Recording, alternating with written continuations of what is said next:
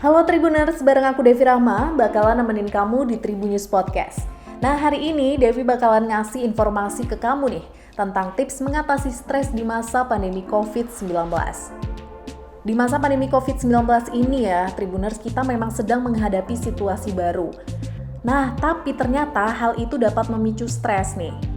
Penyebab stresnya ini bisa bermacam-macam, bisa jadi karena masalah keuangan, keluarga, terus juga kita banyak di rumah kan ya. Nah, itu jadi kurang hiburan dan lain sebagainya. Tapi kamu jangan khawatir karena Devi akan ngasih tips mengatasi stres di masa pandemi buat kamu. Jadi yang pertama, kamu harus bisa membatasi diri kamu dari mengonsumsi berbagai berita atau informasi yang ada di media sosial untuk sementara waktu. Karena nih ya Tribuners, berita atau informasi negatif yang terus-menerus kita terima dapat meningkatkan kadar stres dan kecemasan.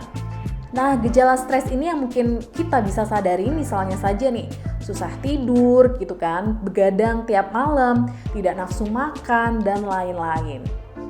Nah, yang kedua, kamu bisa mengambil nafas nih dalam-dalam sambil melakukan peregangan atau stretching. Hal ini juga penting supaya kita lebih merasakan mindfulness. Kita sadar akan hari ini kita ngapain aja gitu, kita perdalam gitu kesadaran kita. Yang ketiga, kamu bisa melakukan meditasi. Nah, meditasi ini bisa mencegah dan meringankan stres, depresi, dan kecemasan. Selain itu, juga dapat mengatur emosi dan melatih pikiran positif kita nih Tribuners.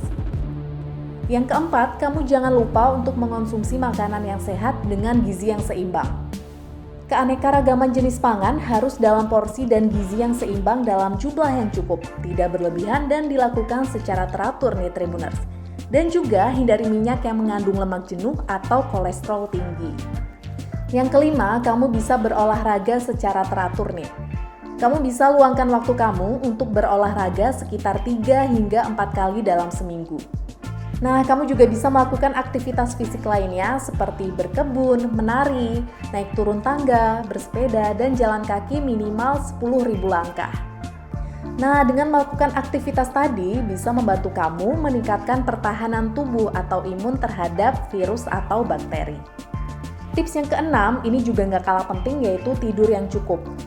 Nah, kamu juga harus meluangkan waktu tidur yang cukup ya, dan direkomendasikan tidur 7-9 jam per harinya.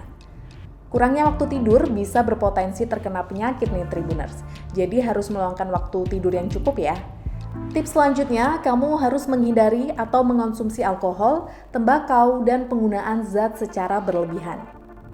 Yang kedelapan, melanjutkan tindakan pencegahan atau perawatan kesehatan secara rutin seperti yang direkomendasikan tenaga kesehatan.